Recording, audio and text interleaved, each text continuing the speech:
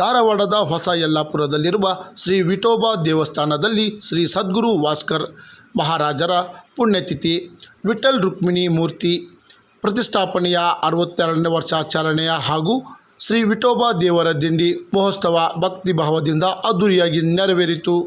ಭಜನೆ, ಕೀರ್ತನೆ, ನಾಮಜಪದೊಂದಿಗೆ ನಡೆದ ಪಲ್ಲಕ್ಕಿ ಉತ್ಸವ ನಗರದ ಪ್ರಮುಖ ಬೀದಿಗಳಲ್ಲಿ ಸಂಚರಿಸಿ ಭಕ್ತರಲ್ಲಿ ಸಂಭ್ರಮ ಮೂಡಿಸಿತ್ತು.